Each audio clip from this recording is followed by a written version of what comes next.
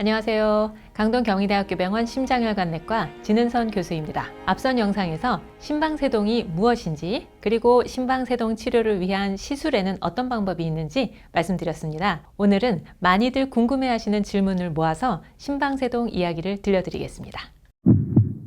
스마트워치에서 심방세동이라는 글자가 뜨는데 일상생활에서 특별하게 불편함을 느끼지 않습니다. 이런 경우에 굳이 병원에 가야 할까요? 정말 스마트워치가 보급되면서 이런 심전도를 가지고 오시는 분들이 정말 많이 늘었어요. 심방세동이 있어도 증상이 없는 경우가 꽤 있습니다. 심방세동은 증상이 없어도 치료가 필요한 질환이니까요. 찍힌 심전도를 가지고 반드시 전문의와 상의하세요. 또 스마트워치가 판독을 잘못하는 경우도 꽤 많답니다. 그래서 실제로는 정상 리듬인데 그거를 심방세동으로 잘못 판독을 하는 것이죠. 스마트워치로 심전도를 찍을 때 베이스라인이 흔들리는 경우가 종종 있어서 그런 일이 생기는 거거든요. 어느 경우에 해당하든지 진짜 심방세동이든 아니면 잘못 판독이 돼서 심방세동으로 나오는 것이든 일단 진료를 보셔서 확인을 하셔야 되겠죠. 이 찍혀진 심전도들을 출력을 해서 종이로 가져와 주시는 것도 아주 좋습니다. 심방세동 판정을 받았는데 심장 두근거리는 것 외에도 변비, 식욕부진, 성욕감퇴와 같은 증상이 있는데 심방세동의 증상일까요? 이것이 심방세동 자체의 증상일 가능성이 아주 높지는 않습니다. 그렇다고 또 절대 아니라고 말씀드리기도 좀 어렵네요. 사람에 따라서 아주 다양하게 증상이 나타날 수 있거든요. 보통은 걸을 때 숨이 차다, 기운이 없다 이렇게 흔히들 말씀하시고요. 소화가 잘 안 되는 것 같다고 하시는 분들도 있습니다. 여기서 중요한 것은 심방세동으로 부정맥 약을 복용하시는 경우에 이런 증상들이 약에 의해서 나타날 수가 있거든요. 그래서 약을 복용하시면서 이런 증상이 나타난다면 반드시 담당 선생님과 상의하셔서 약을 조절해 보세요. 심방세동이 있으면 금주, 금연을 해야 하나요? 음주에 의해서 특별히 심방세동이 잘 생기는 분들이 있습니다. 과음, 폭음 을 하면 잘 생길 수 있는데요. 음주 후에 심방세동이 잘 생기는 분이시다. 그러면 술은 꼭 끊으시는 게 좋겠습니다. 그리고 담배는 간접적으로 부정맥에 영향을 줄 수 있을 뿐만 아니라 백해무익한 것이라는 것을 다들 알고 계시죠? 그래서 끊으시기를 적극 권장해 드리고 싶네요. 심방세동의 주된 원인이 노화라고 하는데 젊은 나이에 생기는 경우엔 원인이 뭔가요? 생각보다 젊은 나이에 생겨서 오시는 분들도 꽤 있으세요. 개인적인 심장 상태의 차이 정도로 이해할 수 있을 것 같습니다. 심방세동이 일어나는 기전은 아주 다양하거든요. 좌심방에 연결되어 있는 폐정맥 부위 조직이 워낙 부정맥이 잘 생기는 부위이기도 하고요. 자율신경계의 작용에 의해서도 생기기도 하고 또 기타 여러 가지 기전에 의해서 이 심방세동이 생기게 됩니다. 음주를 많이 하시거나 코골이가 이제 심하다 못해서 코를 골다가 숨을 딱 멈추시는 분들이 있으시잖아요. 이런 수면 무호흡이 심한 분들은 이 심방세동이 더 잘 생기기도 하고요. 고혈압, 또 복압이 높아지는 복부 비만과 같은 요인도 작용을 할 수 있어요. 아주 드물게는 선천적으로 가지고 계신 분도 있을 수 있습니다. 심방세동도 가족력이 있나요? 일부 유전자가 심방세동의 발생에 관여를 할 수는 있지만 혈액형처럼 강력하게 유전이 되는 것은 아닙니다. 부모님이 심방세동이 있어서 나도 심방세동이 생긴 것이냐 이렇게 물어보시는 분들이 꽤 있으신데요. 부모님은 노화로 심방세동이 그냥 왔을 가능성이 더 높겠습니다. 보고에 따라 다르지만 80세 정도가 되면 15% 정도까지도 심방세동이 생긴다고 하니까요. 정말 흔한 질환이죠. 그러니까 부모님이 심방세동 병력이 있다고 해서 자녀분들이 꼭 검사를 받으셔야 되는 것은 아닙니다.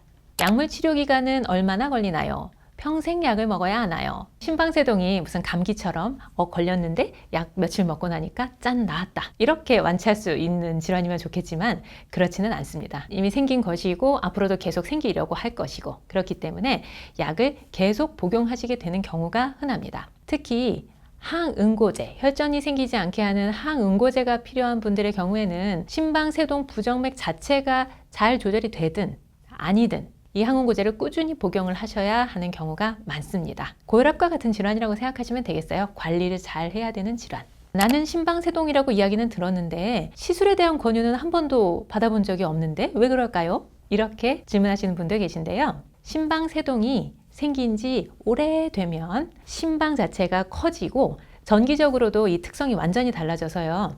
전체 심방이 다 부정맥이 잘 생기는 조직으로 변하게 됩니다. 그러면 부정맥이 이제 만성화되는 것이고요. 이런 경우에는 아무리 전기 충격 치료를 하고 시술로 이 병변 부위를 열심히 지져도 정상 맥으로 절대 돌아오지는 않습니다. 게다가 이 심방세동 상태에서도 증상마저 별로 없다면 시술은 절대 권장하지 않습니다. 그냥 만성이다 이렇게 생각하는 거죠. 또 심방세동은 나이 드신 분들에게 잘 생기는 부정맥인데 평생 이 부정맥을 가지고 사시는 이런 노인분들이 아주 많고요. 이런 분들한테는 이런 시술의 위험도도 고려를 해야 되기 때문에 그런 시술을 절대 권하지는 않죠.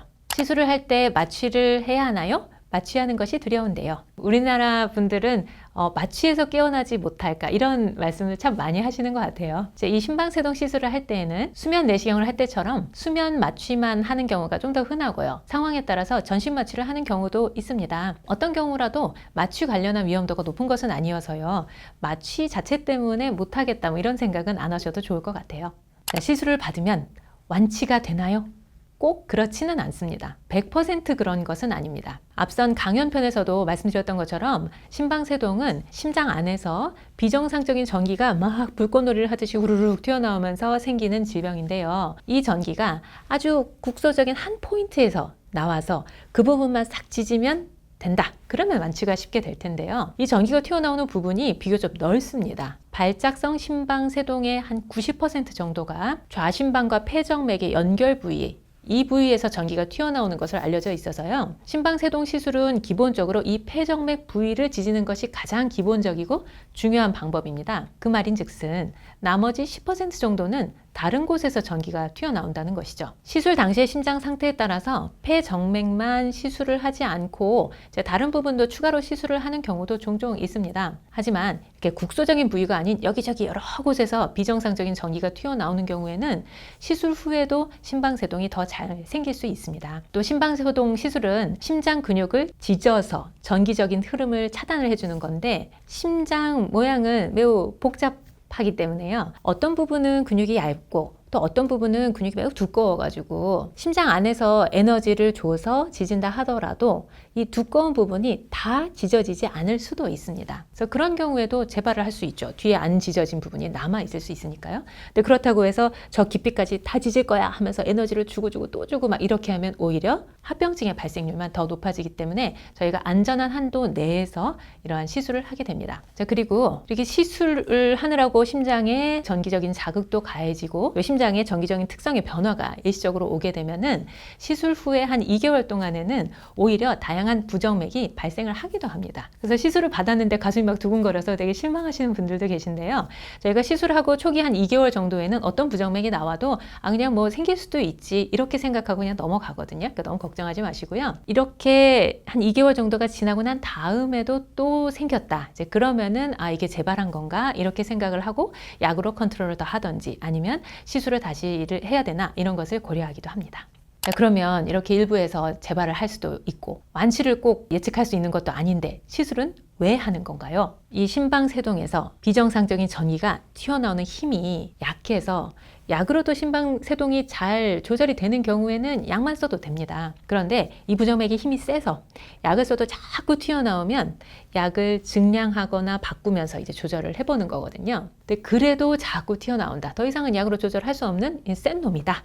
그러면 그때 시술을 해서 이 부분을 지져버리는 겁니다. 시술을 하고 재발의 가능성이 있다라는 것뿐이지 완치가 되는 경우가 더 많죠. 그러니까 저희가 시술을 하는 겁니다. 시술로 이 부정맥을 이제 완전히 없앨 수 없는 경우에 있어서라도 이 부정맥의 힘을 많이 약화시켜서 전에는 약으로는 절대 조절이 안 됐었는데 시술을 하고 나면 약으로 조절되는 그런 상태로 만들 수도 있기 때문에요. 시술은 충분히 치료적인 가치가 있습니다. 특히 이 심방세동이 생기면서 맥이 너무 빨라지고 불규칙해지면 심실이 펌프질을 잘 못하는 심부전이 발생하는 경우가 있는데요. 그런 경우는 더더욱 시술까지 반드시 해서 더 적극적으로 이 심장 리듬을 정상으로 붙잡아 두는 것을 권장을 하고 있습니다. 자, 오늘 심방세동에 관한 10가지 질문에 답하는 시간을 가져보았는데요. 도움이 되셨나요? 심방세동은 치료가 반드시 필요한 질병이니 심방세동이 의심될 때에는 꼭 병원으로 가셔서 전문의의 진료를 받으시기 바랍니다. 감사합니다.